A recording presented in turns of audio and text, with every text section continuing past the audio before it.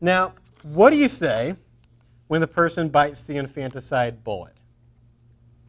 This is basically this all material, Steve Wagner and me. What do you say when you're like, okay, your view, like let's say to go with the maximum, the rational self-awareness. You go, well, the problem with that view is then there's really nothing wrong with infanticide, principally. And what if they're like, yeah, okay. Like they stick to their guns. Have you ever talked to someone who's done this? Yeah. When they bite the bullet. Now, first thing you want to try to figure out is, does the person advocating really believe this? Because sometimes they're just guarding intellectual turf, right? You've cornered them with your brilliant arguments, and they don't want to lose, and they know if they admit that they're against infanticide, then they now have conflicting views, and they're going to have to sort that out. So they're just going to bite whatever bullet it takes. And at some point, you bite so many bullets, you've got a stomach full of lead. You're like this. So well, I'm just not going to let you win this, right? I mean, I'd say you've won, but they're not going to let you win, right? So once again, I want to start with a clarification question. You want to try to clarify what you think you hear them saying. Let me be sure I understand you correctly.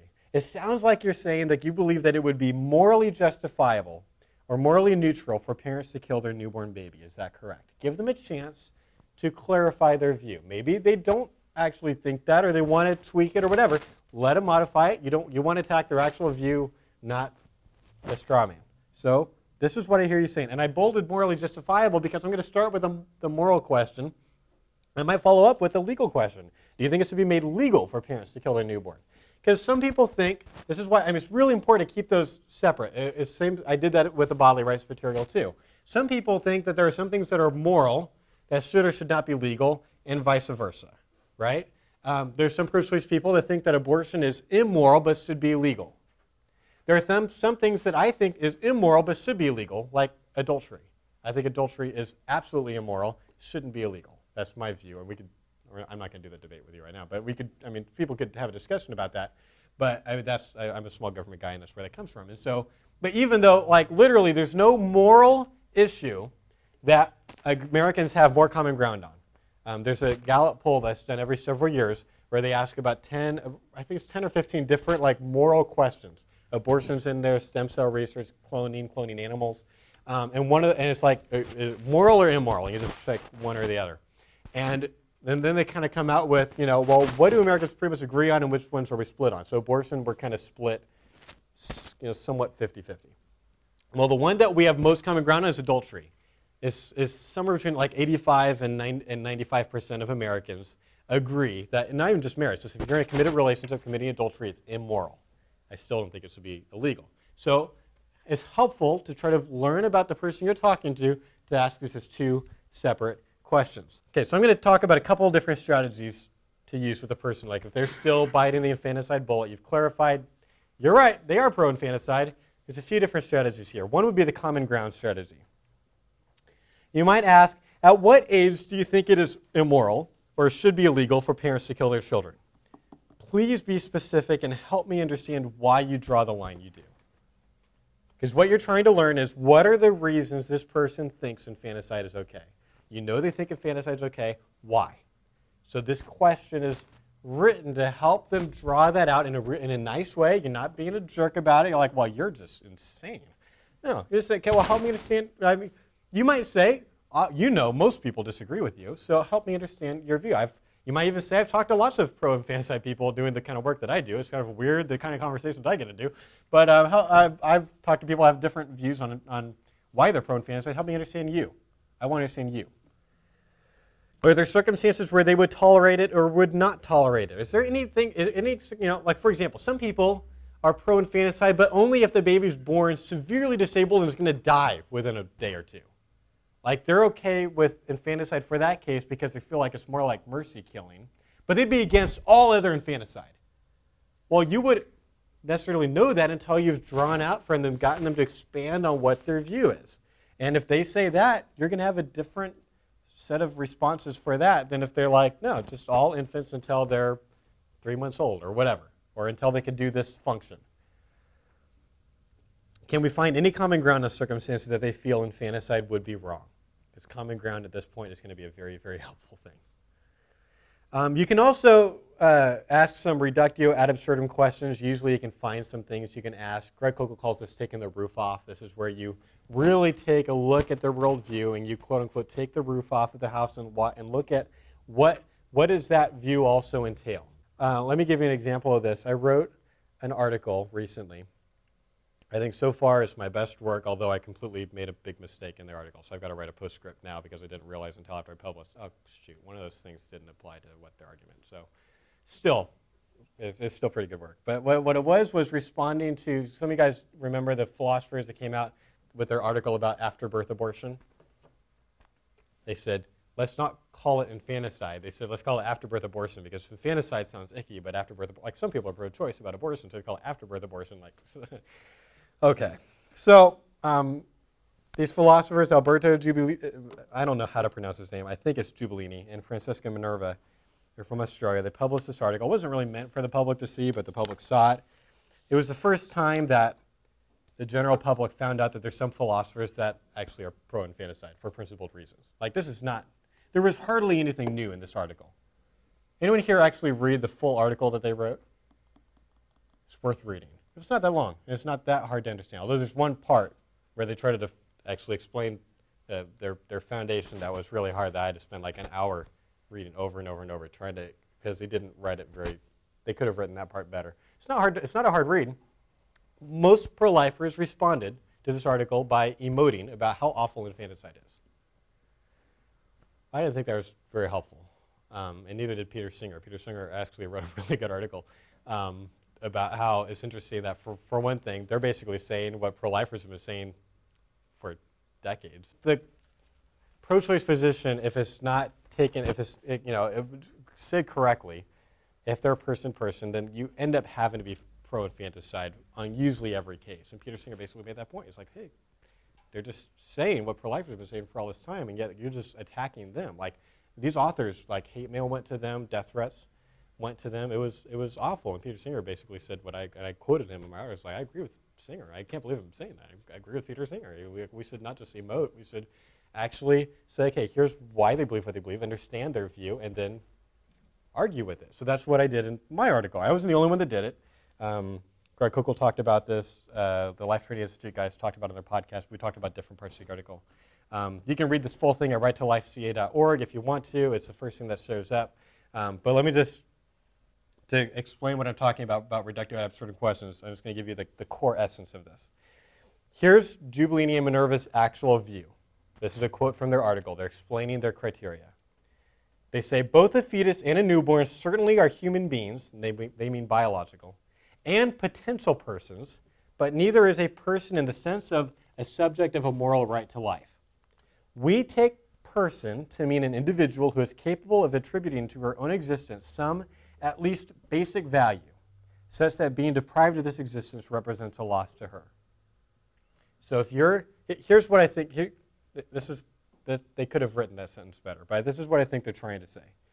You can be harmed by an act now if you are currently able to value the different situation you would have enjoyed. So Don is capable, functionally, of enjoying his life. And if I killed him, I would be depriving him of something that he would appreciate the other scenario, so that would be harm. He would be harmed in that case.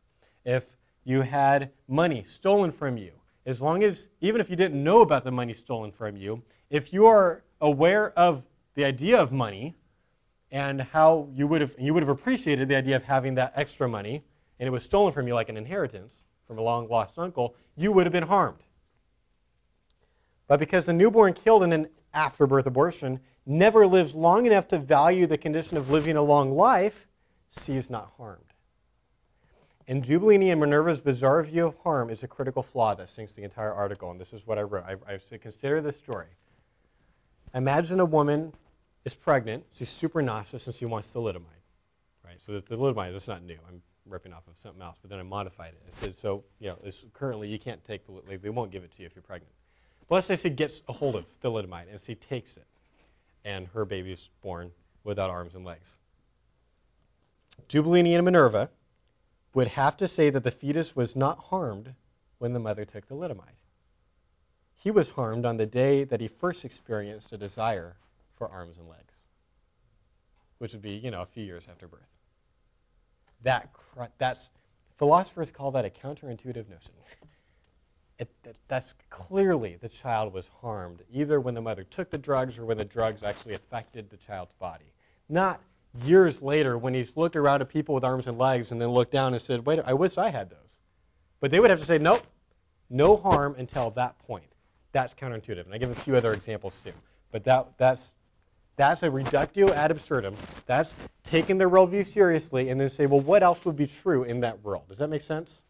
You can do this if you ask a lot of questions and you really understand where their worldview is. You can't do it right away because you're not going to understand enough about their view to make a good point. But if you get it, if you understand the view enough, you can start drawing out these kind of ridiculous scenarios, absurd, literally absurd scenarios. Lastly, you might also ask this question: do you think infanticide is virtuous? Not just morally justifiable, but virtuous, meaning showing high moral standards. Let me talk a little bit more about that in a second, but I think that's a valuable question. There's another strategy here, which would be the graphic picture strategy. I don't mean literally I don't have graphic infanticide pictures, but helping the person see in visual or story form what their view actually entails. Let me give an example of doing that. At Pasadena City College, I was talking a few years ago, I think that same day that I talked to the gal that was really angry at me all day. I ended up talking at the end of the day with Justin and Tisha. They were moral relativists. And I'm not getting into a long thing. You're going to learn some responses to moral relativism in this story, but I'm not going to spend a lot of time on that. But I used the graphic picture strategy in this case. This is how some of that dialogue went. Justin said, there is no such thing as objective truth. And I said, is that a true statement? He said, well, it's true for me. I said, okay, I understand that, but is it true for me too, or is it just true for you? I don't know, but it's definitely true for me. There are some things I believe are wrong, but that doesn't mean it's wrong for everybody. And I said, okay, well, do you think that we could agree that there are some things that are objectively wrong? Like rape, for example. Wouldn't it be wrong, and I pointed to his friend Tisha, wouldn't it be wrong for someone to rape Tisha? He said, well, it'd be wrong for me. I said, I understand that. But when I say rape is wrong, I mean that there is something inherently evil about the act of rape itself. I'm describing the act of rape. It seems like when you say rape is wrong, you're saying something different. You're describing or stating your personal preference. He said, yeah, it's wrong for me, but who am I to judge someone else? Now, at this point, I could tell by Tisha's body language, who also had said she was a relativist, she's starting to become uncomfortable with Justin's worldview. He would be what I call a hardcore relativist. And she's getting a little uncomfortable, but she didn't say anything yet. So I said to Justin, well, what about, this is where I brought in the graphic picture idea, and I apologize, this is an awful thing that I said, but this is what I said. So what about child prostitution? Yes, I said it happens all around the world. Can't we at least agree that that's really messed up? And he said, well, I personally don't think that's right. I said, yeah, but some people do. I said, some people think it's okay to sell little girls' bodies for sex with adult men. Isn't that just wrong? He said, well, some people grow up with different parents and in a different culture than me. So I definitely wouldn't do it, but who am I to judge another culture? And I said, well, common ground. I definitely agree people's worldviews are partially shaped by their parents and culture. And that we should strive to think freely and clearly and not just adopt whatever our parents taught us. Now, he nods approvingly at that. But couldn't an entire society be wrong about the rightness or wrongness of paying to have sex with 7-year-old girls? He said, well, I think it's wrong, but it might be right for them. This is a true story. Now, at this point, this is where it's really helpful to have both of them there. Tisha interrupts and said, well, I think that would be wrong. And Justin said, well, something can be wrong to me, but that doesn't make it wrong for someone else. Maybe it's right to them. There is no objective right and wrong. And I said, well, look, a lot of people used to think that the earth was flat and on the back of a giant sea turtle, right? Were they right? It's like it was right for them. I said, yes, but were we ever actually on the back of a giant sea turtle? Paused, stammered.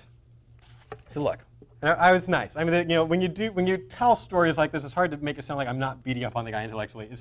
I was really nice about it. You're just going to have to trust me. So look, do you understand the law of non-contradiction? Like, it's not possible that something be both true and not true at the same time in the same context. He's like, but there is no truth. So see that? You just made a truth statement that there is no truth, right? I don't even have to refute that. Your argument's refuting itself. It committed suicide. It was dead on arrival. And then Tisa laughed. And then we moved on to something else, and they walked away half an hour later, and we were fine. But that graphic picture thing, it is really easy to stand in the comfort of a college green on a beautiful day in America and talk from the ivory towers about whether you can really say sex slavery is right or wrong. It's different to look in the eyes of a girl who's getting raped about 5 times a night on average and then say that. And I want to try to force them to do that. And I don't have a visual way. I don't bring, maybe I should. Maybe I should find a picture of someone. But I want to get them, I want to force them to defend what they're really talking about. Does it always work? No. But it can. I believe it can. And I think it's valuable, a valuable strategy to remember. I'm trying to do, and this kind of goes back to, like, is infanticide virtuous? It kind of like goes back to, have anyone read The Giver? It's like a children, it's a young, not young children, yeah, like teenager, like it's a children's book. A really, really great dystopian novel about a society, it's kind of a utopian type society. And one of the things in the book that's presented towards the beginning of the book is like infanticide is commonplace. But here's what's interesting about the way that Lois Lowry wrote The Giver. See, you find out about infanticide kind of early in the book, and it's not written in a way like to make your intuitions go up. Like it's not written like in contrast to The Island. Have you seen the movie The Island? Some of you? I'm going to spoil some of it for you. But here's the contrast. Like in The Island, there's all these clones, and the clones they don't realize that they're clones and that they're there to be killed for their body parts, for the originals, right? So towards the beginning of the movie, like I'm not spoiling the end, I'm spoiling like the beginning for you. Ewan McGregor figures out he's a clone. He sneaks around the clone facility and he sees a pregnant clone killed after she gives birth because the woman was after the baby. So, like in The Island, the director used all of his tools to show you how horrible this is. Like the way the music, the editing, Ewan McGregor's face, like everything is shown to make it clear to the audience, this is awful, that this pregnant woman is just being euthanized, basically. Whereas in The Giver, it's presented as if this is great. It's something that happens all the time. It's a virtuous thing. It's helpful for society. Like when twins are born, and basically they just always say, okay, which one's stronger? And they kill the weakest one. And it's painless. It's like euthanasia. It's not this horrific thing. It's just something that happens. And I wish there's a movie, and if you can think of one, tell me. I would love it if there's a movie that depicted infanticide like The Giver did in the book, where there's like, unlike The Island, it's shown as like a good thing, like a virtuous thing, because I believe if we watched a movie where it was done like that, where the director did not use music and all these kind of emotional tools that they have at their disposal, but they just presented this as a good thing, I think our intuitions would still go up, and we would still say that's abhorrent. And there's a reason for that. It would still look bad to us regardless of how it was depicted in the movie. Another thing you can use is the future like ours argument. There's a pro-life philosopher named Don Marquis who wrote a non-religious pro-life argument in his piece, Why Abortion is Immoral. It was published in the Journal of Philosophy. And he argued that abortion is wrong because it deprives a human of a future like ours. So this is just the paragraph from his essay where he explains that concept. He said, what primarily makes killing wrong is neither its effect on the murderer nor its effect on the victim's friends and relatives, but its effect on the victim. So it's not just, murder is not just wrong because it makes the murderer a worse person or the family misses the lost loved one, right? There's something happens to the victim. He goes on. The loss of one's life is one of the greatest losses one can suffer. The loss of one's life deprives one of all the experiences, activities, projects, and enjoyments which would otherwise have constituted one's future. Therefore, killing someone is wrong primarily because the killing inflicts one of the greatest possible losses on the victim. He basically said, look, there's value to the experiences you're going to have in life. love, eating good food, sex. All these things are valuable experiences that you deprive someone of if you kill them, especially young in life. Now, this argument's not going to work if you're talking to someone who's for assisted suicide of elderly people that don't have futures like ours. This argument does not depend on the idea of sacred human life. You may consider this to be an asset or a defect. Like, you might be like, well, gee, this is completely bypassing the idea that human life is sacred. That makes this a bad argument. Well, I'll tell you, this is really effective with Michael Tooley, who's an atheist and a pro-choice philosopher who doesn't believe in this sanctity of human life. He doesn't believe human life is sacred. So when you're talking to someone like that, I found this actually to be very effective. I wouldn't use it as my only argument for the wrongness of killing young humans. I would say it's a sufficient condition to demonstrate the wrongness of killing a young human. In other words, I think it's true that a young killed person has been deprived of a future like ours. That's true. But I don't think it's a necessary condition. In other words, even if the person wasn't ultimately going to have a future like ours, for example, if they were one of those babies that's not going to live for more than a couple of weeks after birth, they don't have a future like ours, I still think it's wrong to kill that baby, but that's going to go back to the sanctity of human life, right? So we've got these different ideas. But this can be helpful for someone you're talking to. The last strategy was just to go deeper with them. It's the discuss worldview strategy. Make them give some account for why they think infanticide is okay and what their moral principles are that undergird that. You might say, why should I believe those undergirding moral principles? So now what's happening is you're going to get into this deeper conversation about intuitions. And which intuitions best conform to natural law or some universal law, or like which worldview makes most sense of the world around us. You're forced to argue for your intuitions, which is not an easy conversation to have. You want to try to avoid arguing for intuitions, but this is pretty much where you got to go. You're going to narrate the debate. You're going to explain the two contrasting views, like it might be the utilitarian approach versus a monotheistic approach to ethics, and you're trying to make the point that your worldview explains the big questions of life better, or answers the big questions of life better.